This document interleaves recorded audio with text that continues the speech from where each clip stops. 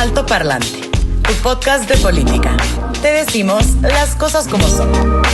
Al micrófono Pablo Marín y Arturo Aramburu. Comenzamos.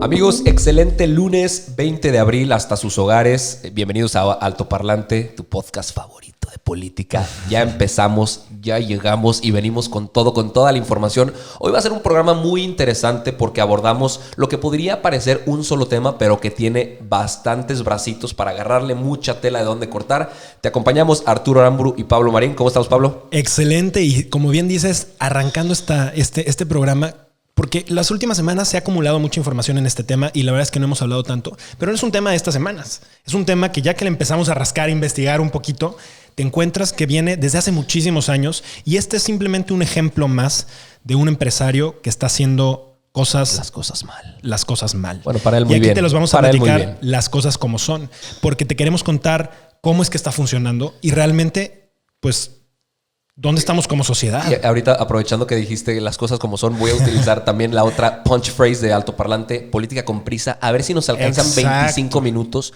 para platicarles la cantidad de cosas que hay detrás de este señor. Nada más antes, un pequeño preámbulo para retomar algo que platicamos en programas pasados.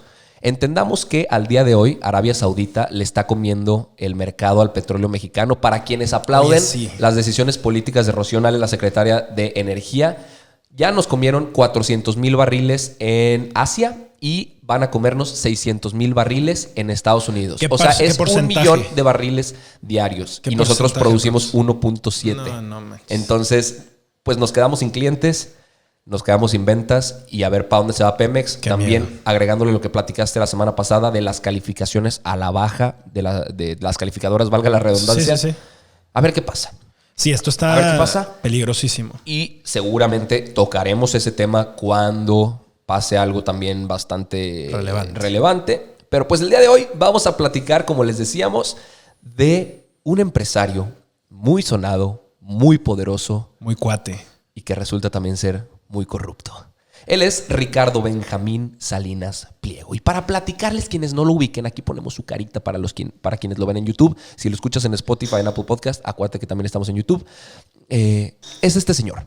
Él es presidente de Grupo Salinas, que tienen medios de comunicación como Televisión Azteca, tienen empresas de telecomunicaciones como Total Play, tienen empresas de servicios financieros y comercio, Grupo Electra, Banco Azteca, Seguros Azteca, y tienen también una empresa de beneficencia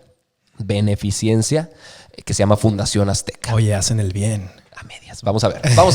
Todo empezó porque este millonario, este güey, Ricardo Salinas, negó la pandemia. Él, en un escrito, justo después de que se declarara la emergencia sanitaria, dijo: hoy más que nunca México nos necesita. Y le ordenó a sus empleados seguir trabajando, seguir con las tiendas abiertas. Y al día de hoy, cabe mencionar que ya hay contagiados adentro de sus filas. Bueno, claro. O sea, en Banco Azteca, TV Azteca, ADN 40, ya les dijeron los directores: gente, hay aquí contagiados. Inclusive se dice que hubo un psicólogo ahí en la junta, en la reunión, y que les dijo: manténganse positivos, las fuerzas las van a tener altas, el sistema inmunológico los va a proteger, venga, ustedes pueden. Me suena mucho a cierto personaje. Él no ha permitido que sus trabajadores se ausenten y solo ha contratado equipos de limpieza que sanitizan. A ver cómo nos sale eso. A mí me parece completamente inhumano. Pero bueno, la noticia volvió a agarrar vuelo. Exacto. Porque Javier Alatorre, que también ponemos aquí su cara, seguramente lo ubicarán, se parece a Nicolás Maduro, el güey. Sí. Digo, no es para hacer comparativas, solamente físicas. Dijo en su noticiero, que es Hechos Noticias, el noticiero estelar de TV Azteca, lo siguiente. Como todas las noches, el subsecretario de Salud, Hugo López-Gatell, encabezó la conferencia sobre las cifras de contagios y fallecimientos por COVID-19 en México. Pero sus cifras y sus conferencias ya se volvieron irrelevantes. Es más, se lo decimos con todas sus palabras: ya no haga caso a Hugo López-Gatell. Ya no haga caso a Hugo López-Gatell. ¿Cómo lo escucharon? Qué irresponsabilidad. Y a ver, entiendo que es una opinión compartida que seguramente muchos de nosotros decimos: pues claro, güey, no le tenemos que hacer caso si sus cifras no son correctas, están son certeras, ¿no? Están truqueadas, maquilladas, etcétera. Claro. De ahí a decirlo en televisión nacional abierta es una una extrema irresponsabilidad. Tal cual. Eso se merecería sanciones porque es una desobediencia civil. Ahora, yo no creo que haya sido una mala intención de Javier Alatorre, sino que lo pusieron contra la pared y no tuvo de otra. Tal cual. Porque, como bien dices, Javier Alatorre no es que sea un analista político. Y esto es importante hacer la diferencia. Él no es un columnista que normalmente dé su opinión en este tipo de programas. Él es un presentador de noticias. Y es excelente y lo ha hecho por muchísimos años y por eso ha tenido el rating que ha tenido.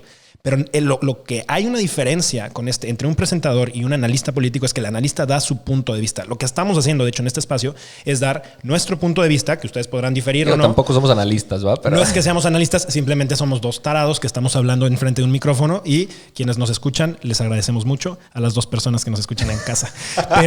Pero la verdad es que este señor es un presentador. Él sigue un guión, él sigue una línea, él sigue instrucciones. Y esto no es casualidad. Le dictaron que dijera eso. Y claro, seguramente fue Ricardo Salinas Pliego. Tal cual. A partir de ese momento empezaron a salir especulaciones. Decían, a ver, cabrón, ¿cómo es posible que este vato haya dicho eso, semejante cosa en Televisión Nacional, si la televisora es de Salinas Pliego, que es cuatazo de Andrés Manuel? Como que es un gancho inesperado que, pues, que la gente no vio venir. No se ve venir. Nos agarró en curva. Y además... no solamente es un cuatazo, o sea, es parte de los asesores del presidente. Vamos, lo invitaron a celebrar al departamento de Andrés Manuel cuando ganó el 1 de julio del 2018. O sea, es del círculo cercano, el círculo de confianza, ¿no? Entonces, las especulaciones empezaron a hacerse y yo no creía que hubiera sido todo montado, pero cuando salió Andrés Manuel a decir una cantidad de cosas ahí que ahorita les vamos a poner, yo dije... madres, güey, semejante actuación de Javier Alatorre, güey. Sí. O sea, siguió el guión a la perfección y nos intentó engañar. Y al día siguiente sale el presidente y, ojo, lo que les vamos a poner fue editado. Lo acortamos porque era un audio de 2 minutos y medio y no querían escuchar al presidente. No cambiamos palabras, simplemente quitamos espacios muertos. Entonces, escúchenlo, por favor.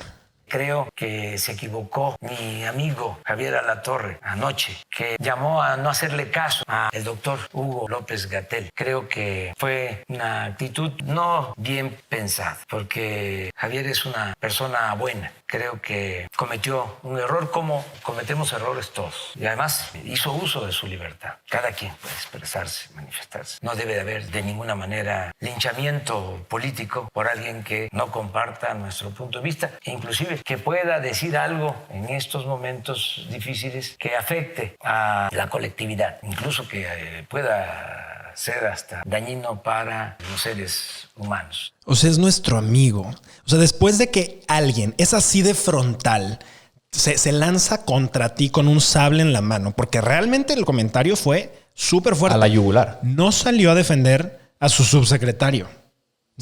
Salió a defender al presentador, que qué bueno, porque al final seguramente lo pusieron contra la espada y la pared. Seguramente, o sea, el pobre hombre no tenía nada que hacer, pero... Güey, pero no fuera Chicharito. ¿Qué onda con tu equipo? No fuera Derbez, güey. Porque ahí estaría llamándole conservadores o inclusive si fuera otro periodista, prensa fifí y mandaría la bola de gente en redes sociales a lincharlos, güey. Totalmente. No fueran las mujeres feministas saliendo a marchar porque ya diría que es algo impulsado por la agenda conservadora por y la chingada. Derecha. No mames. No mames que este cabrón lo sale a defender. No es justo, güey. Ahora, después de eso se puede entender qué es lo que está pasando. Y te voy a decir mi teoría, a ver si coincides conmigo. Las cifras del coronavirus nos están rebasando. La cosa está a punto de estallar. La gente se va a dar cuenta que todo lo que estaba presentando el gobierno federal a través de López-Gatell era una pendejada. El sacrificado aquí va a ser López-Gatell. Claro. Lo están mandando como carnada, mandando el comentario de Javier Alatorre para que toda la presión se vaya sobre López-Gatell. Y él pudo bien haber renunciado para no ser parte de esta puta pantomima. Lo van a terminar corriendo. Y además... y lo van a terminar haciendo el culpable de las muertes que va a sufrir este país. Porque, ojo, algo muy brillante que ha logrado hacer Andrés Manuel es que las malas noticias nunca las da él. Las malas noticias siempre las da otra persona. En este punto escogieron a López-Gatell para hacer eso. Y algo que a Andrés Manuel toda la vida le ha incomodado es que alrededor de él surjan figuras que se puedan convertir en figuras más fuertes que él mismo. Y López-Gatell, le gusta a Andrés Manuel o no, hoy se ha convertido en una figura, y lo podemos ver en Twitter y en todas las redes sociales. López-Gatell está siendo hasta en TikTok, el ícono del día, y las conferencias de López-Gatell son mucho más populares ya que las del presidente. Claro. Pero bueno, regresando a Salinas Pliego, el empresario que cree que vender motos y televisiones a plazos altísimos, pero a tasas altísimas también, es una actividad esencial, porque el cabrón no cierra sus tiendas y sigue forzando a sus trabajadores a ir a operar. TV Azteca fue comprada por él después de ser privatizada en 1993 por Carlos Salinas de Gortari. Aquí hay algo muy curioso, porque $23 millones de esa transacción fue un préstamo de Raúl Salinas de Gortari, hermano del expresidente. A ver, son Salinas los dos, pero no son... no tienen parentesco los tres. Pero no tienen, Raúl y Carlos sí, pero Ricardo, exacto, el empresario, no tiene nada que ver familiarmente con ellos. Pero de amigos pareciera que sí, porque le prestó $23 millones para comprar la televisora, que antes era del Salinas gobierno. De Gortari. Raúl quien estuvo en la cárcel, por cierto. Estuvo en la cárcel porque manejaba recursos de procedencia ilícita y supuestamente también lo habían acusado de ser el intelectual detrás de la muerte de Ruiz Massieu. Entonces, desde aquí las cosas como que no empiezan a sonar bien. Después ya no se supo nada si ese dinero se pagó, cómo se pagó, si Raúl le cobró a Ricardo, cómo se pagó, con qué beneficios, etcétera, etcétera. Pero bueno, después de que compraron TV Azteca, obviamente empezaron a amasar una fortuna descomunal, güey. Y más en los últimos años, ahorita lo vamos a mencionar. Crecieron más empresas, se expandieron a otros países, compraron otras empresas, generaron algunas otras y pues hoy tienen el emporio que conocemos. O sea, tienen un montón de cosas. Pero tienen también 3 formas con las que ellos ganan dinero. Así es. Fíjate que hace un par de días, te vas a acordar, estábamos platicando Arturo y yo sobre qué es lo que iba a pasar al día siguiente de la pandemia, ¿no? O sea, si el sistema capitalista que le ha permitido este tipo de hombres hipermillonarios en un país con tanta pobreza y tanta desigualdad, iba a resurgir el capitalismo, o si realmente la sociedad iba a encontrar otro tipo de puntos. Y yo creo que estaría padre hasta hacer un programa con este tipo de cosas en otro punto para ahondar en estas teorías que son un poco diferentes, más divagadas. Exacto. Estaría interesante luego ver qué hacemos con eso. Pero estábamos justamente tú y yo platicando sobre qué onda con este tipo de injusticias en el mundo.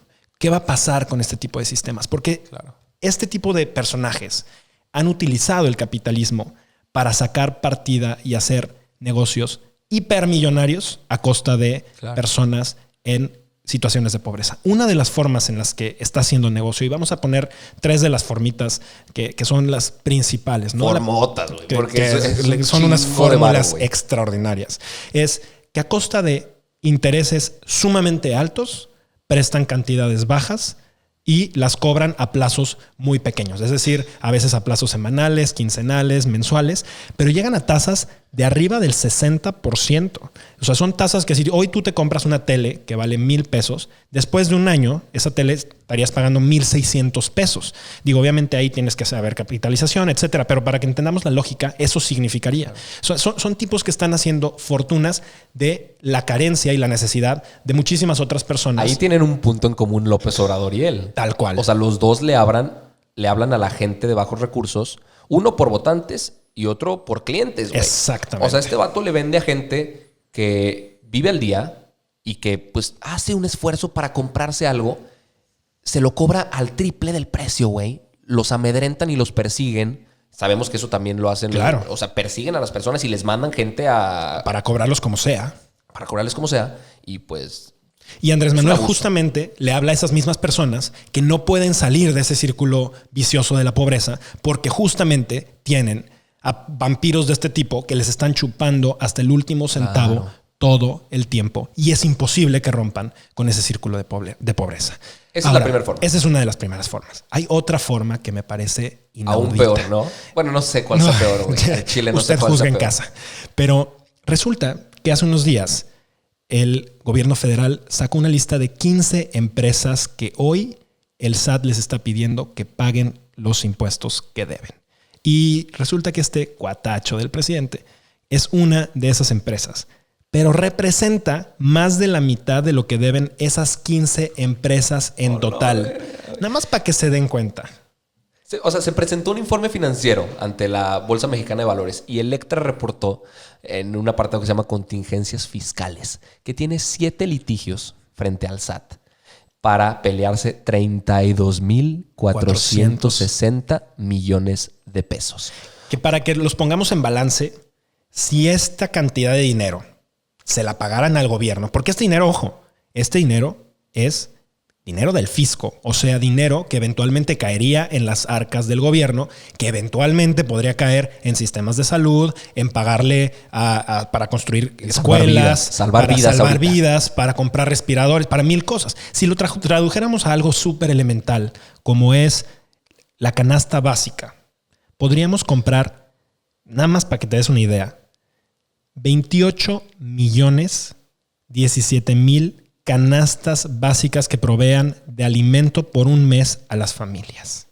Solamente por esa cantidad de dinero de ese empresario que está buscando dejar un agujero fiscal en el país. Yo hice aquí otro cálculo. Equivale a 10 veces el presupuesto asignado para la Presidencia de la República o la Secretaría de la Función Pública en el presupuesto de egresos de la Federación para todo el 2020, güey. 10 veces. Con eso podría operar la presidencia 10 años. Ahora, fíjate, leyendo al menos por ahorita estas dos formas de hacer negocio, para mí queda muy claro que durante muchísimo tiempo Salinas Pliego ha entendido que si él lanza bombazos como el que acaba de lanzar con un Javier Alatorre, pone a temblar al gobierno. Claro. Y entonces en automático el gobierno dice, ay no, te empiezo a condonar, te empiezo a contratar más, te empiezo a dar más concesiones y cosas alrededor. O sea, es enferma la forma en la que estamos utilizando a los medios de comunicación para amedrentar a un gobierno de por sí débil. Y entonces sí. Ya lo hizo. Lo hizo también en el 2000. ¿Qué fue? Pues es que es una estrategia que le ha funcionado y le ha funcionado muy bien. 2004 fue lo del CNI. No, 2002. Ahorita platicamos un poquito de eso también, sí. Pero hay una tercera forma, ¿cierto? Hay una tercera forma de hacer dinero para Salinas Pliego. Y es poner amigos y familiares en el gobierno para ganarse licitaciones estúpidamente grandes. Oye, pero eso es tráfico de influencias, o sea, una forma de corrupción. Y en la cuarta transformación se acabó la corrupción. La corrupción en la 4T, ¿qué está pasando? ¿Me estás mintiendo, pues resulta, Arturo? Que más que en el sexenio de Peña Nieto, en el sexenio de Andrés Manuel se ha vuelto más rico que nunca este hombre. Les voy a platicar un poquito de los contratos que se ha ganado para que hagamos una idea. Total Play se ganó un contrato para gestionar los sistemas de videovigilancia en la Ciudad de México por $40 millones. Se ganaron también el contrato para pólizas de accidentes de policías y funcionarios de la capital por $3 millones y fue un 19% más que el costo fijo del contrato por los últimos 6 años. Se ganaron también un contrato para guardar todos los bienes inmuebles, para asegurar todos los bienes muebles e inmuebles de la Secretaría de Educación por $42 millones. Y ese tiene un asterisco enorme que ahorita les voy a platicar. Se ganaron también por adjudicación directa, Banco Azteca, un contrato de gestión de pago de subsidios por $12,000 millones y 2,300,000 tarjetas. Son las tarjetas estas de la Secretaría del Bienestar, ¿no? Con la que le llevan dinero de donaciones, de subsidios de gobierno y apoyos sociales a las personas como los ninis, como los trabajadores del campo, adultos mayores, etcétera. Ahora, el tema del que les dije que tenía un asterisquito ahorita de la Secretaría de Salud. El pasado 30 de marzo, Seguros Azteca se ganó el contrato por 969... Secretaría de Educación, ¿cierto? Perdón, sí. Millones de pesos que fue adjudicado directamente por la Secretaría de Educación Pública. Se hizo una junta entre los licitantes el 19 de marzo para presentar dudas técnicas. Resulta que ningún representante de Grupo Salinas fue. No hubo ninguna pregunta sobre el proceso. Lo tenían muy claro. Las otras 6 aseguradoras hicieron 227 preguntas técnicas. Y aún así, supuestamente la propuesta de Salinas fue mejor que la de las otras 6 que habían integrado la propuesta de una mucho mejor manera. Esto pasa 3 días después de que una empresa en Estados Unidos, de la cual el socio había declarado en bancarrota, es socio también de Salinas Pliego, presentó un hueco financiero de $235 millones en Banco Azteca. Entonces, pues 3 días después, ¿qué dicen? ¿Qué dice la SEP? ¿Cómo compensamos? ¿Qué dice la SEP? ¿Cómo le ayudo? ¿Cómo le ayudo? Porque aquí hay un cuate que también tiene un punto ahí, un nexo importante. Así es. Resulta que el secretario de Educación Pública, que hoy está a cargo justamente de esta licitación y de otras cosas, estuvo trabajando. Su último trabajo inmediato antes de ser secretario fue durante 17 años director de Fundación Azteca, esta organización que ayuda a la gente en comunidades y que ahorita además creo que les vamos a platicar un poquito más. O sea, su jefe directo era Ricardo Salinas Pliego. Ahora trabaja en el gobierno durante 17 años en su trabajo anterior. O sea, renunció para entrar con nuestro presidente Andrés Manuel López Ricardo Salinas lo puso en la Secretaría de Educación. O le pidió que lo pusiera Andrés Manuel, claro.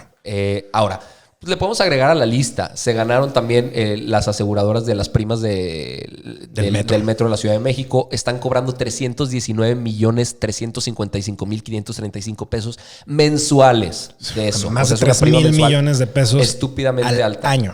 Y bueno, regresando al tema que mencionas de Fundación Azteca. O sea, Fundación Azteca, entre comillas, ayuda a la gente. O sea, es filantropía falsa. Inclusive hay un reportaje enorme que habla de un tema muy específico, que son las orquestas infantiles que generó Fundación Azteca. Es el programa insignia de TV Azteca, ¿no? Las orquestas infantiles. Y las presumen en México, en el extranjero. Digo, es una iniciativa extraordinaria, pero corruptamente implementada por este grupo, ¿no? Sí, o sea, podría ser un orgullo enorme. Claro. Pero están diciendo que eso existe porque Fundación Azteca sacaba dinero. Claro. No es así. O sea, en realidad es un programa privado que año con año adquiere recursos que provienen del Congreso, de secretarías de Estado, de empresas públicas, de más de 20 gobiernos estatales y de un chingo de municipios. Hasta la fecha han recaudado 1,700 millones de pesos de donaciones y aportaciones de gobierno y del Congreso. O sea, es una cantidad estúpida de lana. Claro. Ahora, de cada peso que se les ha dado, solo han utilizado 17 centavos para operar a las orquestas infantiles. ¿Y entonces los otros 83 centavos de ese peso? Who knows? O sea, es una filantropía a la inversa, si lo quieres ver así. El gobierno subsidia al empresario y el empresario utiliza parte del dinero para regresar un poquito y todavía a la población. Limpia su imagen y queda como el benefactor, filántropo y extraordinario ser humano. Sí, y aquí viene la parte de que metía personas al gobierno también. O sea, su hija fue diputada, ahora es senadora, y hay historias ahí de gente que pertenecía a las comisiones de cultura cuando se empezaron a aprobar estos programas, de cómo cabildeaba ella, Ninfa Salinas Sada, a las personas de la comisión para que a huevo les dieran el recurso para empezar estas orquestas. Fíjate, entonces ya encontramos las tres formas. Una es a través de tasas muy altas que le cobran a personas de escasos recursos y que es la única forma que tienen para adquirir esos tipos de recursos porque no existe la cultura del ahorro. Otro de los puntos es dejando de pagar cantidades estratosféricas de impuestos, siendo la empresa que más le debe al fisco en este país. Y la tercera es con licitaciones impresionantes.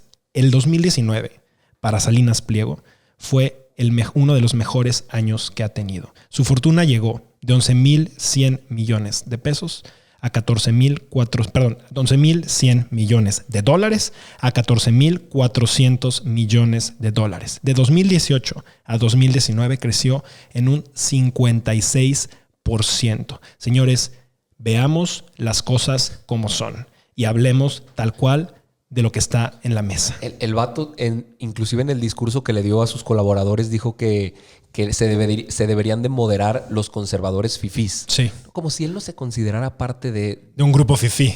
No es privilegiado. Posible. El vato ahorita está en un yate, güey. O sea, y no tienen... A ver, en altoparlante... No tenemos nada en contra de los ricos.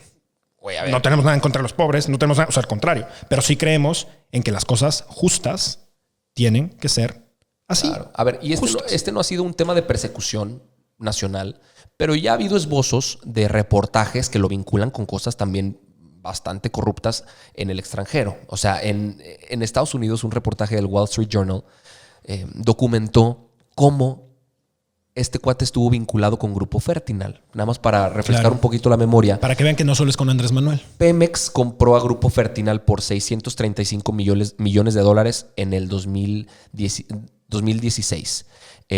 O sea, en el sexenio de Enrique Peña Nieto. De esa lana,